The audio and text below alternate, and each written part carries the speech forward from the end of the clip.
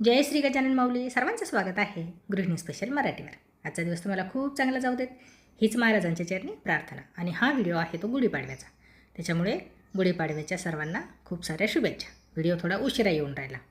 तर सकाळी गुढीपाडव्याचा स्वयंपाक काही करायचा नव्हता, जे साधं जेवण होतं तेच करायचं होतं. त्याच्यामध्ये वांग्याची भाजी केली आणि कच्ची कैरी त्याची पण भाजी करायची होती, ती पण सोलून त्याचे तुकडे वगैरे करून घेतले.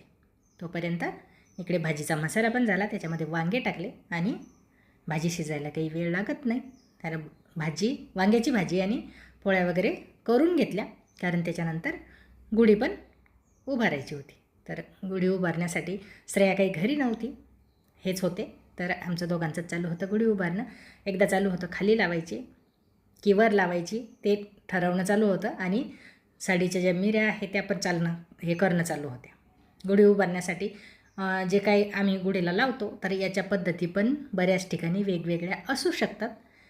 आता माझ्या माहेरी सासरी कडुलिंबाचे पानं नाही लावत. इकडे कडुलिंबाचे पानं आणि फांदी आणि आंब्याची फांदी लावतात. आणि माझ्या माहेरी सासरी तिकडे पिसोळा असं झाडाचं नावच आहे, त्या असं छोटंसं रोप असतं, तर त्याची फांदी लावतात. पण इकडे ते काही कुठेच नाही, तर त्याच्यामुळे इकडे कडुलिंबाचे पानं लावतात. तर आम्ही पण तसंच लावतो. म्हणजे ज्या भागामध्ये आपण राहतो त्या तिकडच्या काही पद्धती कराव्याच लागतात, कारण पिसोळा जे झाड आहे ते इकडे कुठेच नाही.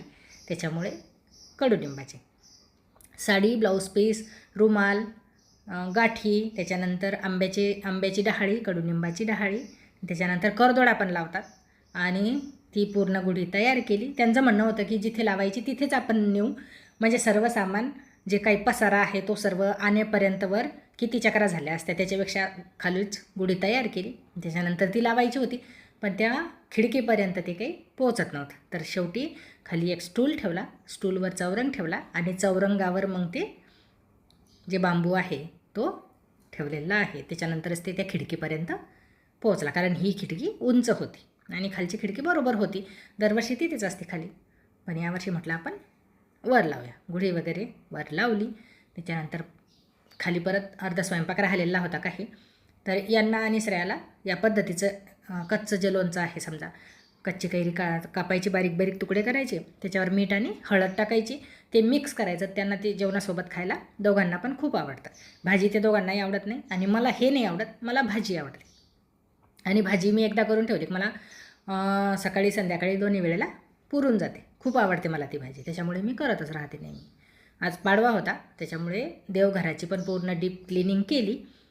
देवघर पूर्ण आतून बाहेरून चांगलं साफ करून घेतलं. त्याच्यातला जो कपडा आहे तो पण चेंज केला, आणि देवांना आंघोळ वगैरे घातली. गणपती बाप्पांना पण चांगलं स्वच्छ करून घेतलं, म्हणजे पाण्याने नाही करत, पण पुसून घेते. एका ताईची कमेंट आलेली होती की गणपती बाप्पांची मूर्ती तुम्ही विसर्जित केली नाही का? तर जेव्हा गणपती आणलेला होता त्या व्हिडिओमध्ये मी सविस्तर सांगितलेलं आहे. तर पूजा वगैरे सर्व झाल्यानंतर जे काही गुढीपाडव्यासाठी हार आणलेला होता पाडव्यासाठी, तो पण त्याची फुलं वाहले, छान दिसत होते देवघर. आणि उन्हाळ्यामध्ये आता फुलं खूप लवकर कोमेजतात, आणि जास्वंदाचेच फुलं आहे की जे थोडे चांगले राहतात. तर इकडे सर्व कळसातलं पाणी वगैरे सगळं चेंज करून आज पूर्ण अशी सविस्तर पूजा केली. पूजेला या पद्धतीची पूजा करायची म्हटलं की वेळही तेवढाच द्यावा लागतो. तर पूर्ण पूजा कंप्लीट झाली. त्याच्यानंतर आंब्याची भाजी करायची होती. अगदी सोपी पद्धत आहे माझी, मी काहीच टाकत नाही, फक्त मोहरी आणि लाल मिरची पावडर, हळद, आणि त्याच्यानंतर हे आंबे जे आहे उकडून घेतलेला होता तो त्याच्यामध्ये टाकला. त्याच्यामध्ये मीठ आणि साखर चांगलं मिक्स करायचं आणि होऊ द्यायचं. 2-3 दिवसही चांगली राहते ही भाजी.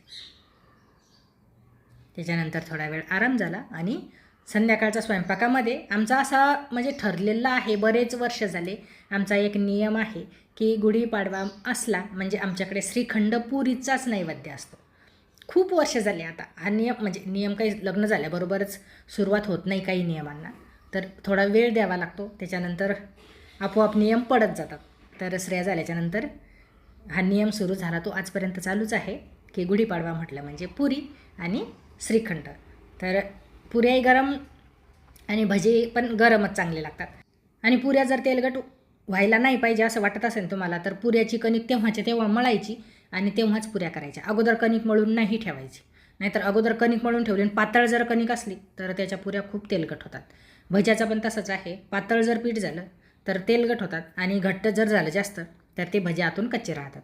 तर भज्याचं पण ज्या पद्धतीने व्हायला पाहिजे त्याच पद्धतीचं पाहिजे, नाहीतर भजे पण तेलकट लागतात. आणि हे श्रीखंड आणलेलं होतं. दिवस माळवला आता आणि गुढी आता सोडणं चालू. आभाळ भरपूर आलेलं आहे त्याच्यामुळे असं लवकर अंधार अंधार दिसून राहिला.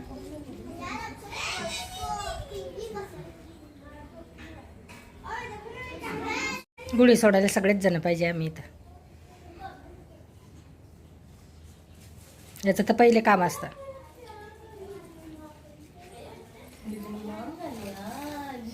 काय खाल्लं रेजी तू?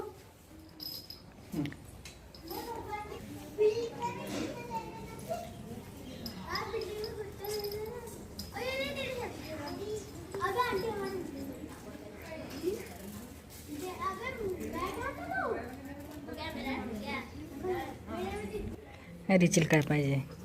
गाठीकडे सगळं लक्ष आहे रिचीचं. काय पाहिजे रिची? गोड पाहिजे, गोड.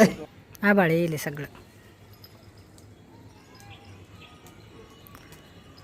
पाऊसही आला रात्री थोडासा, फरशीवर असं हे दिसतं. चांगला पडला असा तर धुवून गेली असती. जसा कस पडला असन पण नुसताच सडा टाकल्यासारखा. गुढी सोडली. दिवस माळवायच्या अगोदरच सोडतात आमच्या इकडे, कारण ती जुनीच पद्धत आहे की असं म्हणतात की म्हणजे दिवस माळवला की नाही ठेवत. दिवस माळवायच्या अगोदर सोडणं, त्यानंतर नैवेद्य वगैरे झाला तिचा पूर्ण, आणि त्याच्यानंतर आता आलो आम्ही खाली, रिची आणि आम्ही.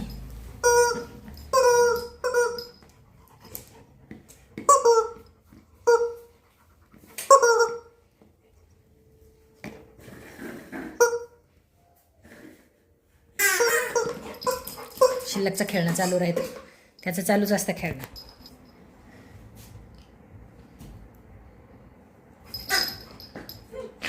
वाजणारे खेळणे जास्त आवडतात रिचीला.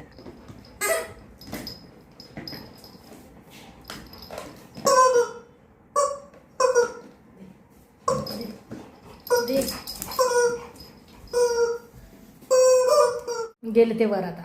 तर या पद्धतीने आजचा पूर्ण दिवसाचा व्हिडिओ कंप्लीट झाला. कसा वाटला कमेंटमध्ये नक्की सांगा. नवीन असाल तर चॅनलवर सबस्क्राईब करा. भेटू परत. धन्यवाद.